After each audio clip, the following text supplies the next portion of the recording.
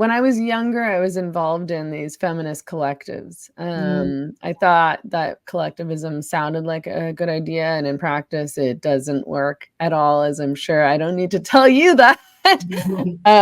But there's a lot of strange practices that are involved in these collectives, and one of those things are these struggle sessions. I mean, we can see them happening in a broader context, in terms of this cancel culture and whatnot.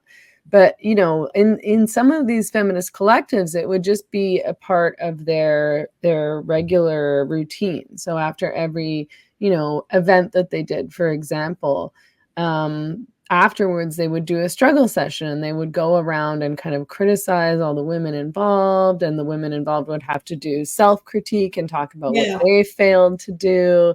There's a term, I described that in my book. It's called criticism and self-criticism. Yeah, it's denunciation and self-denunciation. And I did that when I was a little, like an elementary school student. And I know the drill. And we will go around and do the same thing. That eventually, we all have a story to criticize ourselves, so that we can just finish and then just pass to the next person, and it become a routine. But the goal is you should not have any thought of your own, and that's the goal. The goal is to destroy individualism. You should not have your own thought, your own idea, and there is one version of the good idea and the correct idea. You should follow it. That's what's the purpose of that struggle session, to get rid of the incorrect thoughts. That's right. It's going on now, and people just don't know. It is going on now, and the DEI training, sensitivity training in workplace. Yeah, whiteness. You should get rid of your whiteness, and and talk about your internalized racism, for example. Mm-hmm. Yeah, and in China, it's like you internalize the bourgeois ideas, and so it because it is something that's always in everybody, even the people belong to the red class. It's always there. We have to have this lifelong struggle against it, and so that's why we need all these struggle sessions to help each other to get rid of the bourgeois elements in us. And that can be anything, like a little kid. It's well, yesterday I did not finish my plate. I left some rice on it. That's bourgeois. And the next time I do better. Just so things like that. Everything, and I have been paying too much attention to my appearance, and that's bourgeois. And so we should get rid of it. We should look more like a proletarian, things like that. Yeah, all of that. Really, yes, get rid of yourself, because being a collective, you don't worth anything. You are part of the group. The group identity take place your own identity. And that's what we're told. We were all little, this is what we're told. We are all little screw, and we worth nothing.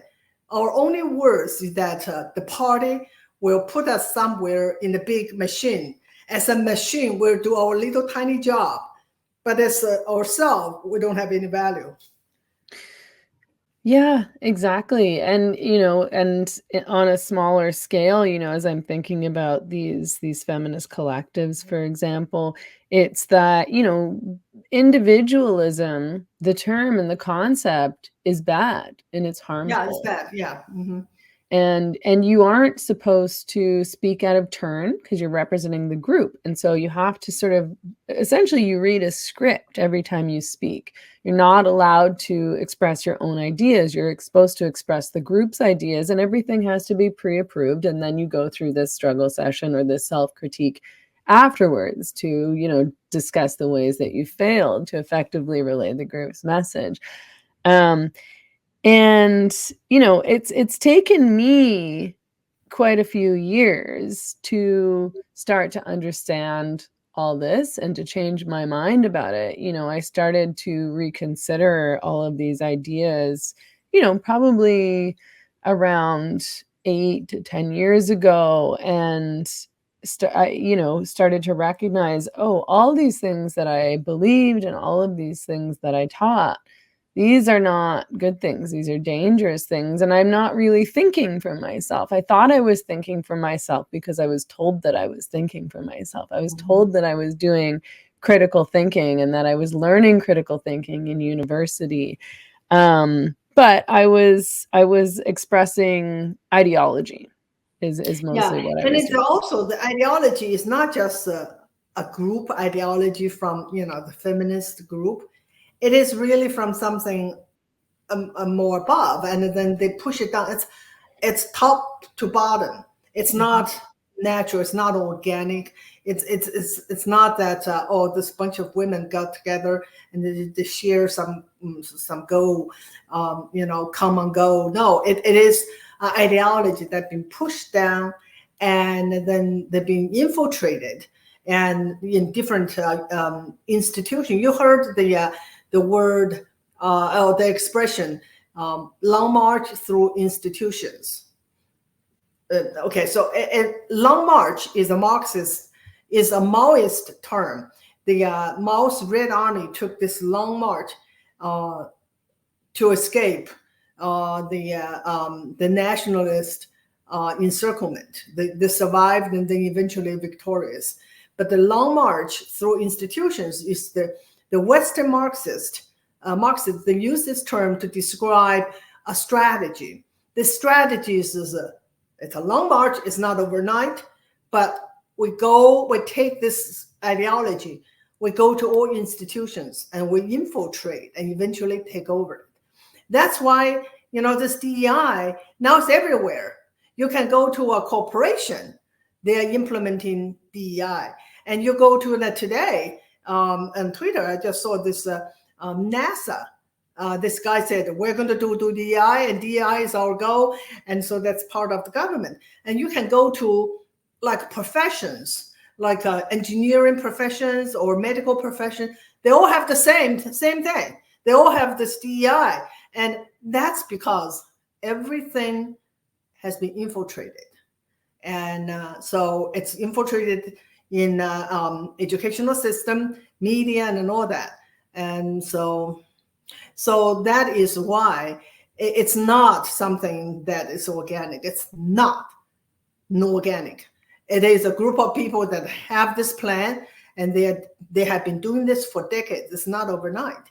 And so I know that in the same thing is in Canada. And because your prime minister is a communist, and now we have two, I'm sorry, he is to me, and then we have two communists on the Democratic tickets for presidency. That's where we're today. That is absolutely terrifying for me. Terrifying. 30-some years ago, I escaped communism, come to America, and thought that finally I got rid of communism. I'll be happy. I'll be living happily ever after. Yeah. But it's not the case. Communism obviously followed me here, but it is a global threat to Western world, and I think too many countries have fallen. So America is our last hope. We have to fight. We have to fight and save it.